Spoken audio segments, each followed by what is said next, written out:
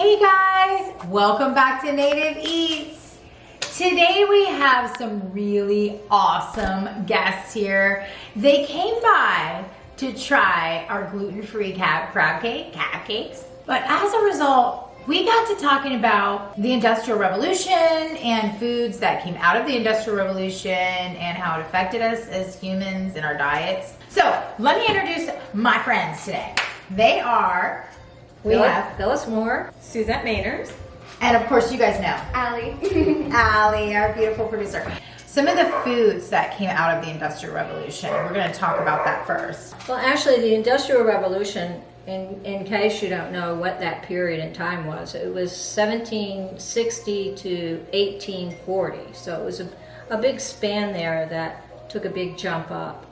And so because the farmers were not able to provide enough food for people that now were going to work in factories, that they started having to package food. But there were 13 distinct foods that were eaten during that time period, and of course most of it started in Great Britain. The most prominent foods was oat cakes was the number one, and they were easy and cheap to make, and pies, believe it or not, and Yorkshire parkin, and it was created in northern England, which were made out of oatmeal and molasses. The first thing that was on that list were oats. And oats today, I want to tell you guys, don't eat them unless they are organic or, and non-GMO. So you were on 4. Now you're on 5. 5 is bread. Bread. And 6 was meat. The factory workers ate leftover pie for lunch, which I mentioned earlier, and dinner consisted of meat like pork, bacon, beef, and mutton. The next thing will be really surprising to you. Number 7 is jam, and number 8 was coffee. And before that, most people drank beer. Number 9 was pudding, which was made with raisins, currants, and rice. The next thing was eggs. They had eggs. So One decent thing on the list. Yeah, obviously they had chickens. So the next thing, number 11, is Garibaldi biscuits. The next thing was, I think it's pronounced gruel. It's Gruel. Yeah. Mm-hmm. It's made by boiling water with a bit of oatmeal, again, right, and milk. Yeah. And the last thing was crumpets. So their diet was not a very healthy diet. Now that brings us to Sue, who now can talk about the agricultural revolution that kind of went together with the Industrial Revolution. It sure did. It was about the same time period. Began in the 1700s in Britain, and some of the bullet points that I noted are some of the things that were developed. They started to develop scientific methods of breeding and new crops and new systems of crop rotation. Some of the techniques that they used on the farm were being perfected, like the horse-drawn seed press, and that made farming a little bit less labor intensive. But then in 1701, so really early in it, Jethro Tull invented the seed drill. So that made planting the seeds even faster. Yeah. One of the things that I thought was really interesting, and so did Sarah, is the large-scale growth of potatoes and corn crops. Yeah. What's that about? Yeah. I don't know. That's Because it was cheap. Yeah. Probably. It was cheap to feed. Partly. But also how they got to this mass production, and that's what they chose Right. to mass produce. To mass produce, yes. I would guess by this point in life that they would know that all this corn and all this bread and all this just isn't really good, and potatoes just isn't really good for our bodies. They all converts to what? Sugar and fat.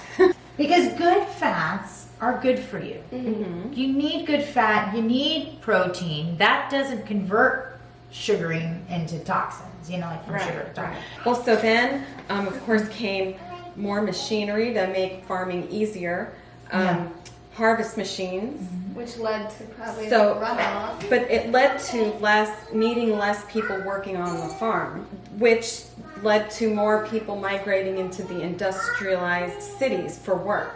People used to go from wherever they worked, whether that was, I'm a blacksmith and I work right here and it's around the corner from my house, or they worked on the farm that is on their own property. They would go home for lunch and eat a home cooked meal, just something that was fresh and Right. was available to them right there. Right. So now they have to figure out how to pack a lunch because they're Which going. is all the things that That's what she mentioned Yes. came from those folks Right. needing the demand. So it was Yes. the supply and the demand, Yes. right? It was all And so- together there, the supply and the demand there for everything they were going to produce.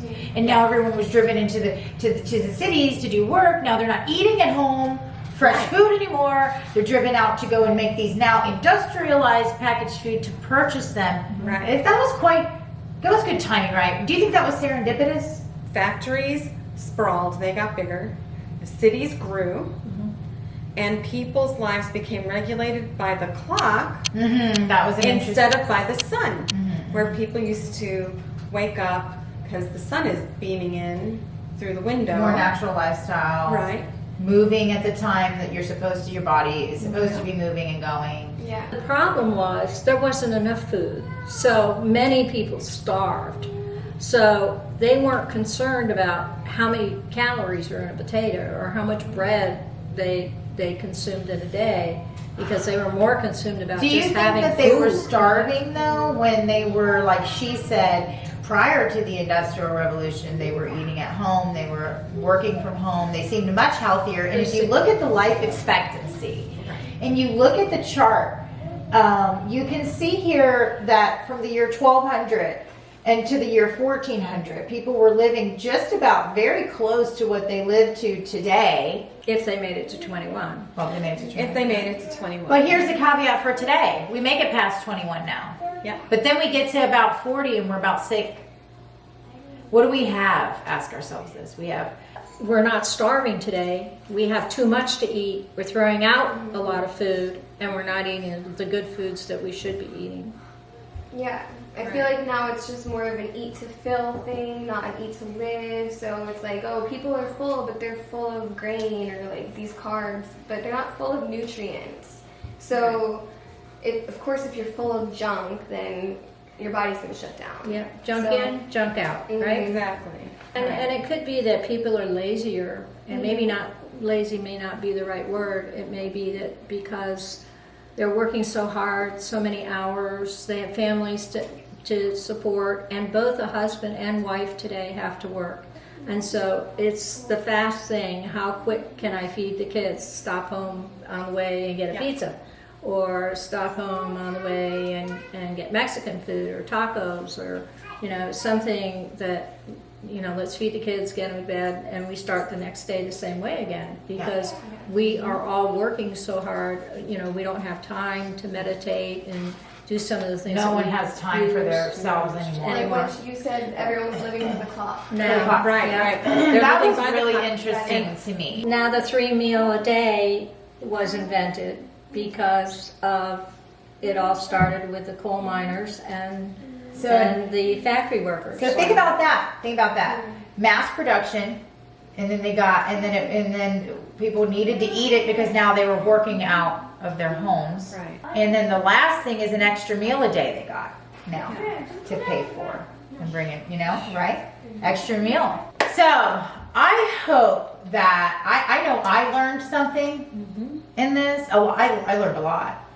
And I hope that all of you guys, this was helpful to you, this discussion today. I hope you enjoyed it. We did. We all are full with our gluten-free crab cakes, so watch that video so you can have those too. Thank you guys for coming, taking the time to come to Native Eats. Thank you for inviting us. You're welcome. Thanks for the crab cake. You're They were welcome. delicious. Yeah, I had so much fun. You guys did awesome research. Yeah. You guys did awesome research. And I am so I'm enlightened by all the research you guys did. So thank you. You're welcome. Next time, we'll see you here at Native Eats Kitchen. And remember, Like and subscribe. And And turn your post notifications on. yeah, and comment. And this is a discussion, so please comment. Stir the pot.